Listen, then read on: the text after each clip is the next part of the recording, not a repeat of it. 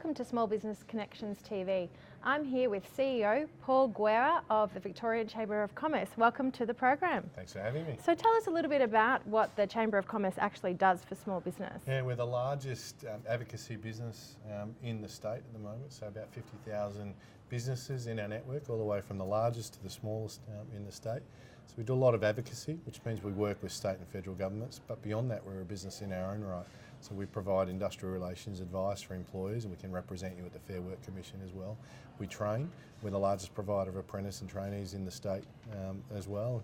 Obviously beyond that, we have a long training organisation which delivers a range of training courses to staff and leaders within business in that. So we're very much a multifunctional business. Absolutely. So tell me, what's the bulk of your work comprise of in this particular space? Is there one thing that's favoured over the other? No, not really. We've got, with the different divisions of the Victorian Chamber, it kind of depends what happens on any given day. So we'll be doing all of what I've talked about at one time.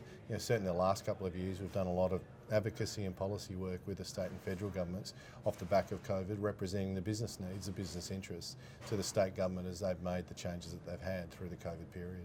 Amazing. I want to talk to you a little bit about COVID and its impact on small business shortly, but is there any criteria that people have to qualify for in order to access the training and all of those particular service offerings? We take everybody. So if you're a business in this state, the great state of Victoria, we'd love you to come and join us. And there's a range of memberships in there, from a free community membership all the way through to paid memberships. And of course with that comes the different advantages to get within it. But if you're a business in this state, we'd really love to have you as part of our network.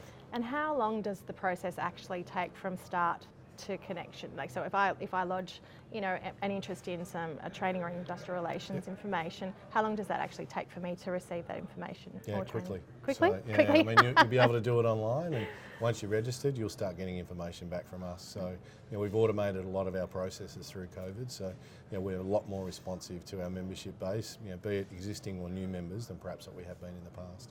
And what have you seen has arisen post-COVID? Have there been some major changes that you've seen come through the organisation? Yeah, I mean, from our organisation, we're probably no different to most. We're battling with the staff issues, be it the availability of staff through to the mental health of staff, so we're keeping a focus on that.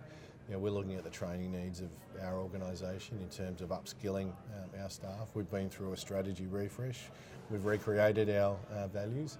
We're really focused on making sure that our staff are supported as we come out of COVID as well, and that's a blend of what are the working arrangements, all the way through to making sure that the mental health of our team is kept on notice and at a higher level as we can be as well. So we're a really supportive organisation. We then take that to our members to make sure that what we're doing as our organisation is then available to the membership base, because there'll be some things that we're doing that our members, the businesses out there, might want to pick up. And what does the future look like for I'm the pretty Chamber optimistic. Yeah, well, that's good to know. So Manifest. I think Victoria's in a really good shape. We've had some tough years, and no question about that. And not every business will make it through, but that is the normal cycle of business as well. Not every business makes it through, but when I look at it, we've learnt a lot through COVID.